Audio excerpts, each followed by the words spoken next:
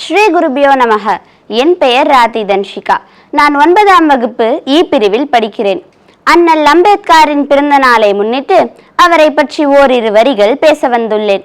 பாரத திருநாட்டில் பல்வேறு தலைவர்கள் தோன்றி பல அளப்பரிய காரியங்களை நிகழ்த்தியுள்ளனர். சமூக மறுமலர்ச்சிக்காகவும் தீண்டாமைக்கு எதிராகவும் மிக பெரிய போராட்டம் நடத்தியவர் அம்பேத்கரே ஆவார். இவர் மராட்டிய மாநிலத்தில் உள்ள ரத்னகிரி மாவட்டத்தில் 1891 ஏப்ரல் 14ஆம் தேதி பிறந்தார். இவருக்கு பெற்றோரிட்ட பெயர் பீமாராவ் என்பதாகும். இவர் தாழ்த்தப்பட்ட இனத்தை சேர்ந்தவர் என்பதால் சிறு வயதிலேயே பல துயரங்களுக்கு ஆளானார்.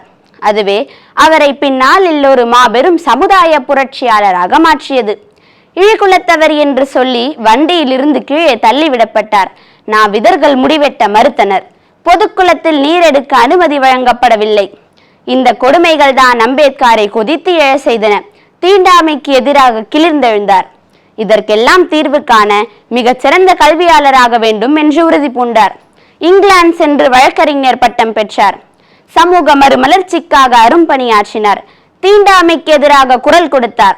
ஊமையர் தலைவன் என்ற பத்திரிகையை நடத்தினார். தாழ்த்தப்பட்டவர்கள் முன்னேற்றத்திற்காக அரும்பாடுபட்டார்.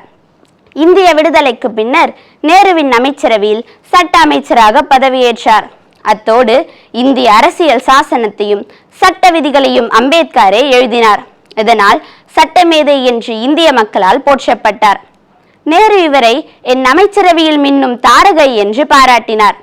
அம்பேத்கர் தீண்டாமைக்கு எதிராக பல நூல்களையும் படைத்துள்ளார்.